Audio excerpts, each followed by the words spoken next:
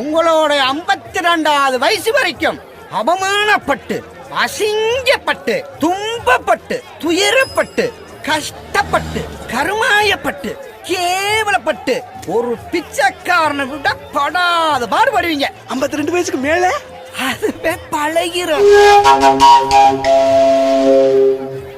பேசு.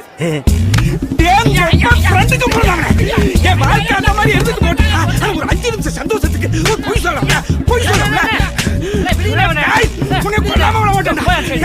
பிச்சைக்காரனாவே தெரியவனா எவனுக்குமே ஏமல இறக்கலடா. உங்க தம்பி வச்சிட்டு இப்பலாம் பேசாதீங்க. ஓ அன்பு போதும்டா. உங்களோட வாழ்க்கை பத்தி ஏன் நான் போய் கேக்குறீங்க? தப்பு தான்டா. உங்களுக்கே தெரியாதா? எரும மாடு ஜெயிச்சிருச்சு. நாம ஊருக்கு போறோம்.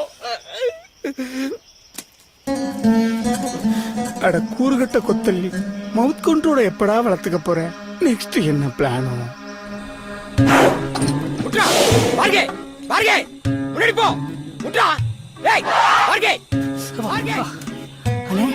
ஒரு சின்ன டவுட்.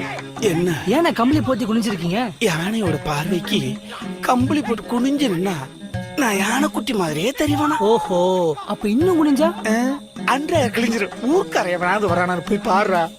ஐயோ, கல்யாணம், காது குத்து, திருவிழா, கும்பாபிஷேகம் கூட்டிட்டு தெரிஞ்ச யானை திடீர்னு கும்கியா மாத்திரம்னா எப்படி மாறும்? அது கும்கியா மாறுதோ இல்லையோ, நான் கூணனா மாறிடுவ போல இருக்கே.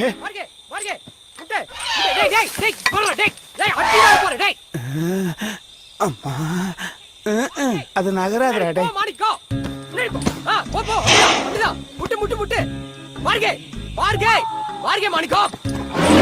ஐயோ, காதல் கண்ணத்தான் மறைக்கும்னு சொல்லுவாங்க.